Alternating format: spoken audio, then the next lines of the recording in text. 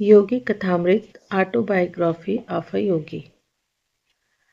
पाठ 1 मेरे माता पिता एवं मेरा बचपन का ये पार्ट 2 है। योगानंद जी के पिताजी कहते हैं कि भौतिक लाभ में इतना उल्लासित क्यों हो। समभाव को जिसने अपना लक्ष्य बना लिया हो वह न तो किसी लाभ से उल्लासित होता है न ही किसी हानि से दुखी। वह जानता है कि मनुष्य इस संसार में खाली हाथ आता है और खाली हाथ ही जाता है। अपने वैवाहिक जीवन में पदार्पण करने के शीघ्र बाद ही मेरे माता पिता एक महान गुरु बनारस के लाहिड़ी महाशय के शिष्य हो गए। इस संपर्क से पिताजी के पहले से ही विरक्त स्वभाव को और बल मिला। माँ ने एक बार मेरी सबसे बड़ी बहन रोमास को एक उल्लेखनीय बात बताई। तुम्हारे पिताजी और मैं संतान प्राप्ति के लिए वर्ष में मात्र एक बार पति पत्नी के रूप में साथ सोते हैं। पिताजी लाहिड़ी महाशय से अविनाश बाबू के माध्यम से मिले थे। अविनाश बाबू बंगाल नागपुर रेलवे के एक कर्मचारी थे। गोरखपुर में मेरे बचपन में अविनाश बाबू मुझे अनेक भारतीय संतों की मन को तल्लीन कर देने वाली कहानियां सुनाया करते थे। वे सदा अपने गुरु की श्रेष्ठतर महिमा के विषय में श्रद्धापूर्वक कुछ न कुछ कहकर ही अपनी कहानी समाप्त करते थे। तुमने कभी सुना है कि असाधारण परिस्थितियों में तुम्हारे पिताजी लाहिड़ी महाशय के शिष्य बने थे। गर्मियों के मौसम में एक अलसाए दिन मैं और अविनाश बाबू मेरे घर के अहाते में बैठे थे। तब उन्होंने मेरी उत्सुकता जगाने वाला यह प्रश्न मुझसे किया। मैंने आशा भरी मुस्कुराहट के साथ ना में सिर हिलाया। तुम्हारे जन्म से कई वर्ष पहले मैंने अपने वरिष्ठ अधिकारी अर्थात तुम्हारे पिताजी से अपने गुरु का दर्शन करने बनारस जाने के लिए एक सप्ताह की छुट्टी देने की याचना की, पर तुम्हारे पिताजी ने मेरी इच्छा का उपहास किया। उन्होंने कहा, क्या तुम धार्मिक कट्टरवादी बनना चाहते हो? यदि जीवन में आगे बढ़ना चाहते हो तो अपने काम पर ध्यान दो। झाड़ियों में से गुजरती एक पगडंडी से उस दिन उदास मन लिए मैं घर जा रहा था कि पालकी पर सवार तुम्हारे पिताजी से मेरी मुलाकात हो गई। उन्होंने पालकी और नौकरों को विदा कर दिया और मेरे साथ चलने लगे। मुझे सांत्वना देने के लिए वे सांसारिक सफलता के लिए प्रयास करने के लाभ मुझे समझाने लगे, पर मैं उनकी बातें बेमन होकर सुन रहा था। मेरा हृदय बार बार यही पुकार रहा था, लाहिड़ी महाशय, मैं आपके दर्शन के बिना जी नहीं सकता। हम लोग चलते चलते एक सुनसान मैदान के किनारे पहुंच गए, जहां संध्याकालीन सूर्य की किरणें लहराती ऊंची जंगली घास पर चमक रही थी। हम लोग उस मनोरम दृश्य को देखने के लिए रुक गए। वहां उस मैदान में हमसे कुछ ही गज की दूरी पर मेरे महान गुरु अकस्मात प्रकट हो गए। उनका स्वर वातावरण में गूंज उठा, भगवती, तुम अपने कर्मचारी के प्रति अत्यंत कठोर हो। इसके साथ ही वे जिस रहस्यमय ढंग से प्रकट हुए थे उसी रहस्यमय ढंग से अंतर्ध्यान हो गए। मैं जमीन पर घुटने टेक कर लाहिड़ी महाशय पुकार रहा था। कुछ क्षणों के लिए तुम्हारे पिताजी स्तंभित हो गए। अविनाश, मैं न केवल तुम्हें छुट्टी दे रहा हूँ, बल्कि वाराणसी जाने के लिए मैं स्वयं भी छुट्टी ले रहा हूँ। तुम्हारी सहायता करने के लिए जब चाहे अपनी इच्छा के अनुसार प्रकट होने की शक्ति रखने वाले इन महान लाहिड़ी महाशय के दर्शन मुझे करने ही होंगे। मैं अपनी पत्नी को भी साथ लूँगा और इन महान गुरु से प्रार्थना करूँगा कि वे हमें अपने आध्यात्मिक पथ में दीक्षित करें। क्या तुम हम दोनों को उनके पास ले चलोगे? अवश्य। अपनी प्रार्थना के इस चमत्कारपूर्ण उत्तर को पाकर और घटनाओं के इतने शीघ्र अनुकूल मोड़ लेने पर मेरा मन आनंद से गदगद हो उठा था। अगले दिन शाम को तुम्हारे माता पिता और मैं रेलगाड़ी से वाराणसी के लिए चल पड़े। अगले दिन हम लोग वहां पहुंचे तो कुछ दूर तक घोड़ा गाड़ी से गए और फिर तंग गलियों में से चलते हुए मेरे गुरु के घर पहुंचे। उनका घर आसानी से दिखाई नहीं पड़ता था। उनकी छोटी सी बैठक में प्रवेश करने पर वहां हमेशा की तरह पद्मासन में बैठे हुए गुरुदेव को हमने प्रणाम किया। उन्होंने अपनी हृदय वेदी आंखें झपकाई और उन्हें तुम्हारे पिताजी पर स्थिर कर दिया। भगवती, तुम अपने कर्मचारी के प्रति अत्यंत कठोर हो। 2 दिन पहले घास भरे मैदान में कहे हुए वही शब्द उन्होंने फिर से दोहराए। फिर उन्होंने आगे कहा, मुझे खुशी है कि तुमने अविनाश को आने की अनुमति दी और साथ में तुम भी अपनी पत्नी को साथ लेकर यहाँ आ गए। तुम्हारे माता पिता को अत्यंत आनंद हुआ कि गुरुदेव ने उन्हें क्रिया योग की दीक्षा दी। उस पवित्र दर्शन के अविस्मरणीय दिन से ही तुम्हारे पिताजी और मैं गुरु भाई के रिश्ते से घनिष्ठ मित्र रहे हैं। लाहिड़ी महाशय ने तुम्हारे जन्म में विशेष रुचि दिखाई थी। तुम्हारा जीवन निश्चय ही स्वयं उनके जीवन के साथ जुड़ा रहेगा। गुरुदेव का आशीर्वाद कभी निष्फल नहीं होता। मेरे जन्म के थोड़े ही दिन बाद लाहिड़ी महाशय ने इस जगत से प्रस्थान कर लिया। पिताजी का जहाँ जहाँ भी स्थानांतरण होता था वहाँ वहाँ लाहिड़ी महाशय की एक सुंदर अलंकृत फ्रेम में सजी हुई फोटो हमारे पूजा घर में देवताओं के चित्रों और मूर्तियों के साथ विराजमान रहती थी। लगभग रोज ही सुबह और शाम को माँ और मैं उस पूजा वेदी के सामने ध्यान लगाकर बैठते थे और चंदन सिक्त पुष्प अर्पण करते थे। धूप और गुग्गुल के साथ साथ अपनी संयुक्त भक्ति द्वारा हम उस ईश्वरत्व की पूजा करते थे जो लाहिड़ी महाशय में पूर्णतः अभिव्यक्त हुआ था। उनकी उस फोटो का मेरे जीवन पर जबरदस्त प्रभाव पड़ा। जैसे जैसे मैं बड़ा होता गया वैसे वैसे मेरे मन में उस महान गुरु का विचार अधिक दृढ़ होता गया। ध्यान में प्रायः मैं देखता कि उनकी छवि उस छोटे से फ्रेम से बाहर आ गई है और जीवित रूप धारण कर मेरे सामने बैठ गई है। जब मैं उनके ज्योतिर्मय शरीर के चरणों का स्पर्श करने का प्रयास करता तब वे बदलकर पुनर्चित्र बन जाते। जब मैंने बाल्यावस्था से किशोरावस्था में प्रवेश किया तो मैंने देखा कि फ्रेम में जकड़ी लाहिड़ी महाशय की छोटी सी छवि मेरे मन में जीवित ज्ञान प्रदायिनी उपस्थिति बनकर विराजमान हो चुकी है। किसी उलझन या परीक्षा की घड़ी में मैं प्रायः उनसे प्रार्थना करता और अपने अंतर में उनका सांत्वनादायक मार्गदर्शन पाता। पहले पहले तो मुझे दुख होता था कि वे शारीरिक रूप में जीवित नहीं थे, किंतु जैसे जैसे मुझे उनकी गुप्त सर्वव्यापकता का पता चलता गया वैसे वैसे मेरा दुख कम होता गया। अपने उन शिष्यों को जो उनके दर्शन के लिए अति लालायित रहते थे वे प्राय लिखा करते थे, जब मैं सदा तुम्हारे कूटस्थ दिव्य दृष्टि के पहुँच में हूँ तो मेरे अस्थि मांस को देखने के लिए आने की क्या आवश्यकता है। लगभग 8 वर्ष की आयु में मुझे लाहिड़ी महाशय की फोटो के माध्यम से चमत्कारी स्वास्थ्य लाभ का आशीर्वाद प्राप्त हुआ। इस अनुभव ने मेरे प्रेम को और भी अधिक उत्कट कर दिया। जब मैं बंगाल के इच्छापुर में अपने पारिवारिक घर में रह रहा था तब मुझे हैजा हो गया। मेरे बचने की कोई आशा नहीं रही। डॉक्टर कुछ भी नहीं कर पा रहे थे।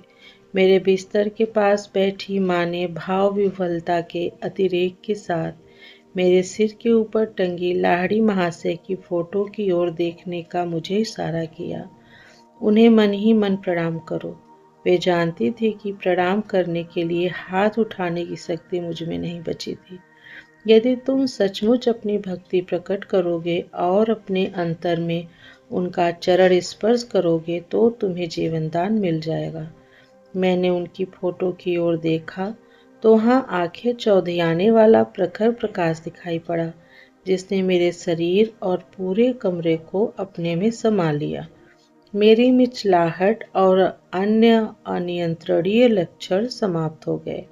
मैं स्वस्थ हो गया। तत्क्षण ही मुझ में इतनी शक्ति आ गई कि अपने गुरु में अपार श्रद्धा रखने वाली माँ का मैंने झुककर चरण स्पर्श किया। माँ बार बार उस छोटी सी फोटो पर अपना माथा टेक रही थी। हे सर्वव्यापी गुरुदेव, मैं आपकी कृतज्ञ हूँ कि आपके आलोक ने मेरे पुत्र को अक्षा कर दिया। मैं समझ गया कि उन्होंने भी उस तेजोमय ज्योति का दर्शन किया था, जिसकी महिमा से मैं उस साधारणतया प्राणघातक साबित होने वाली बीमारी से एकाएक अच्छा हो गया था। मेरे पास जो कुछ भी अनमोल चीजें हैं, उनमें से एक वह फोटो भी है। स्वयं लाहिड़ी महाशय द्वारा पिताजी को दी गई यह फोटो एक पवित्र स्पंदन से युक्त है। इस फोटो के पीछे भी एक चमत्कारिक कहानी है। मैंने यह कहानी पिताजी के गुरु भाई काली कुमार राय से सुनी थी। ऐसा प्रतीत होता है कि लाहिड़ी महाशय को अपनी फोटो खिंचवाना अच्छा नहीं लगता था। एक बार उनके विरोध के बावजूद उनकी और उनके कई शिष्यों की, जिनमें काली कुमार राय भी शामिल थे, एक सामूहिक फोटो खींची गई। पर उस समय फोटोग्राफर के आश्चर्य की सीमा न रही जब उसने देखा कि उस फोटो में सब शिष्यों के चित्र तो एकदम स्पष्ट दिखाई दे रहे थे, परंतु बीच में जहां उसने लाहिड़ी महाशय का चित्र होने की सार्थक आशा की थी, कोई आकृति नहीं थी। वह स्थान बिल्कुल खाली था। इस विस्मयकारी घटना पर खूब चर्चा हुई। एक शिष्य गंगाधर बाबू ने, जो एक कुशल फोटोग्राफर थे, डीग मारी कि लाहिड़ी महाशय चाहे जो कर लें, वे उनके फोटो अवश्य खींच सकते हैं। अगले दिन प्रातःकाल जब गुरुदेव लकड़ी की बेंच पर पद्मासन पर बैठे थे और उनके पीछे एक कपड़े का पर्दा भी लगा दिया गया था, तब गंगाधर बाबू अपने साज सामान के साथ वहां पहुंच गए। सफलता के लिए सारी सावधानियां बरतते हुए उन्होंने उत्कंठापूर्वक 12 फोटो खींची, किंतु शीघ्र ही उन्हें दिखाई पड़ा कि हर प्लेट पर लकड़ी की बेंच और पर्दे का चित्र तो स्पष्ट है, पर गुरुदेव की आकृति का पुनः कहीं पता नहीं। गंगाधर बाबू का अभिमान चूर चूर हो गया। अश्रु बहाते हुए वे दौड़े दौड़े लाहिड़ी महाशय के पास पहुंचे। कई घंटों के बाद लाहिड़ी महाशय ने इस सार गर्भित वाक्य के साथ अपना मौन तोड़ा। मैं ब्रह्म हूँ। क्या तुम्हारा कैमरा सर्वव्यापी अगोचर का चित्र खींच सकता है? गंगाधर बाबू ने कहा, मैं देख रहा हूँ कि नहीं खींच सकता, परंतु हे सर्वज्ञ गुरुदेव, आपके देह मंदिर की एक फोटो प्राप्त करने की बहुत इच्छा है। मेरी दृष्टि संकुचित रही है। आज तक मैं यह नहीं समझ पाया था कि आप में ब्रह्म पूर्ण रूप से वास करता है। फिर कल सुबह आओ, मैं तुम्हारे कैमरे के सामने बैठकर फोटो खिंचवा लूंगा। पुनः फोटोग्राफर ने अपना कैमरा फोकस किया। इस बार अगोचर रहस्यमयता के आवरण से रहित उस पवित्र महापुरुष की आकृति प्लेट पर स्पष्ट रूप से उभर आई। गुरुदेव ने इसके बाद कभी अपनी कोई फोटो नहीं खिंचवाई, कम से कम मैंने नहीं देखी। वही फोटो इस पुस्तक में छपी है। साँचे में ढली लाहिड़ी महाशय की मुखाकृति से कुछ पता नहीं चल पाता कि वे किस कुल वंश के थे। उनकी रहस्यमय मुस्कान में ईश्वर साक्षात्कार के आनंद की कुछ कुछ झलक दिखाई देती है। ब्रह्म जगत में नाम मात्र की रुचि का संकेत देती उनकी अर्धोन्मीलित आंखें आंतरिक परमानंद का संकेत करती हुई आधी बंद भी हैं। इस जगत के क्षुद्र प्रलोभनों से अलिप्त वे आध्यात्मिक सहायता के लिए अपने पास आने वाले जिज्ञासुओं की आध्यात्मिक समस्याओं के प्रति सतत पूर्ण जागरूक रहते थे। गुरुदेव के चित्र की महिमा से स्वास्थ्य लाभ करने के थोड़े दिन बाद ही मुझे एक प्रभावकारी दिव्य दर्शन हुआ। एक दिन प्रातः अपने बिछौने पर बैठा मैं एक गहन दिवा स्वप्न में डूब गया। बंद आंखों के अंधकार के पीछे क्या है? यह अनुसंधानात्मक विचार बड़े वेग से मेरे मन में उभर आया। तत्क्षण ही मेरी दृष्टि अंतर्दृष्टि के सामने प्रखर प्रकाश कौंध गया। मेरे ललाट में विस्तीर्ण दीप्तिमान पट पर पर्वत गुफाओं में ध्यानस्थ बैठे संतों की आकृतियां छोटे छोटे चलचित्रों की भांति प्रकट होने लगीं। आप लोग कौन हैं? मैंने उच्च स्वर में पूछा। हम हिमालय के योगी हैं। इस दिव्य उत्तर का आनंद वर्णनातीत था।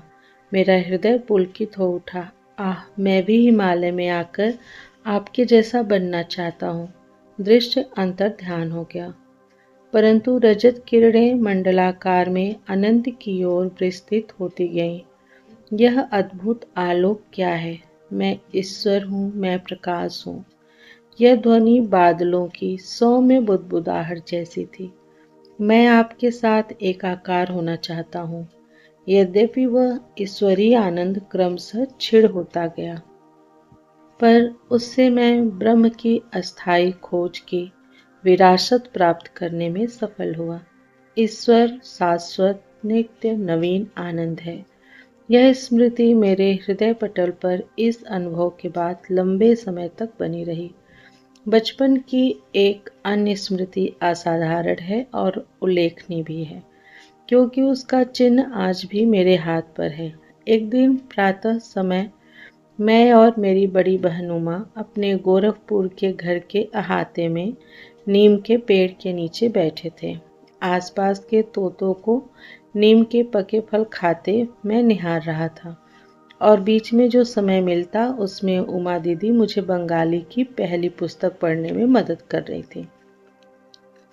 उमा दीदी ने अपने पैर पर फोड़ा होने की बात बताई और वह उस पर लगाने के लिए मरहम की एक डिबिया ले आई। मैंने उसमें से थोड़ा मरहम लेकर अपने हाथ पर लगा लिया। तुम निरोग हाथ पर मरहम क्यों लगा रहे हो? बात ऐसी है दीदी, मुझे लग रहा है कि कल मुझे यहाँ फोड़ा होने वाला है। चल, झूठा कहीं का। दीदी, जब तक तुम कल सुबह क्या होता है यह देख नहीं लेती, तब तक मुझे झूठा नहीं कह सकती। मुझे क्रोध आ गया। उमा पर उसका कोई असर नहीं पड़ा और उसने 3 बार अपने व्यंग को दोहराया। एक दृढ़ निश्चय मेरी आवाज में ध्वनित होने लगा जब मैंने धीरे धीरे कहना शुरू किया। मैं अपनी इच्छा शक्ति के बल के साथ कहता हूँ कि कल मेरे हाथ पर इसी जगह एक काफी बड़ा फोड़ा निकल आएगा और तुम्हारा फोड़ा सूजकर दुगना हो जाएगा। सुबह मेरे हाथ पर एक बहुत बड़ा फोड़ा निकल आया और उमा का फोड़ा आकार में दुगना हो गया। मेरी बहन चीखती हुई माँ के पास भागी। माँ, मुकुंद जादू टोना करना सीख गया है। माँ ने गंभीर होकर मुझसे कहा कि हानि करने के लिए मैं शब्द शक्ति का प्रयोग कभी न करूं। मैंने माँ का वह उपदेश सदा ही याद रखा है और उसका पालन किया है। मेरे फोड़े का इलाज चीरे से हुआ। डॉक्टर के चीरे से बना चिन्ह आज भी वर्तमान है। मेरे दाहिने हाथ पर मनुष्य के शब्द की शक्ति का नित्य स्मरण दिलाता हुआ यह चिन्ह स्मारक के रूप में विद्यमान है। गहरी एकाग्रता के साथ उमा को कहे गए उन साधारण एवं प्रकटतः हानि रहित प्रतीत होने वाले शब्दों में बम के सदृश विस्फोट कर निश्चित परिणाम उत्पन्न करने की, यद्यपि परिणाम हानिकर थे, पर्याप्त शक्ति निहित थी। बाद में मेरी समझ में आया कि किसी के जीवन को संकट से बचाने के लिए वाणी की विस्फोटक स्पंदन शक्ति का सदुपयोग किया जा सकता है और इस प्रकार बिना चिन्ह या कष्ट रहित शल्य चिकित्सा की जा सकती है। हमारा परिवार पंजाब के लाहौर शहर में स्थानांतरित हुआ। वहां मैंने देवी काली के रूप में जगन माता का एक चित्र प्राप्त किया। हमारे घर की बालकनी में इस चित्र का अनौपचारिक मंदिर बना। मेरे मन में अनायास ही यह निश्चित विश्वास पैदा हो गया कि उस पवित्र स्थान पर की गई मेरी किसी भी प्रार्थना को पूर्ति का ताज पहना दिया जाएगा। एक दिन वहां उमा के साथ खड़ा होकर मैं 2 लड़कों को 2 घरों की छतों पर पतंग उड़ाते देख रहा था। इन दोनों घरों और हमारे घर के बीच एक बहुत ही सकरी गली थी। तुम आज इतने चुप क्यों हो? उमा ने खेल खेल में मुझे धक्का देकर पूछा। मैं यह सोच रहा हूँ कि कितनी अद्भुत बात है कि मैं जो भी मांगता हूँ जगन माता मुझे दे देती हैं। मैं समझती हूँ वह तुम्हें वो दोनों पतंगे भी दे देंगी। मेरी बहन उपहास की हंसी हंसते हुए बोली। क्यों नहीं? मैंने उन पतंगों को पाने के लिए मौन प्रार्थना शुरू कर दी। भारत में धागों पर मांझा, गोंद और शीशे का चूर्ण लगाकर पतंगों का खेल खेला जाता है। प्रत्येक पतंग उड़ाने वाला अपने प्रतिद्वंदी की पतंग काटने का प्रयास करता है। कटी हुई पतंग छतों के ऊपर से जाती हैं, तब उसे पकड़ने में बड़ा मजा आता है।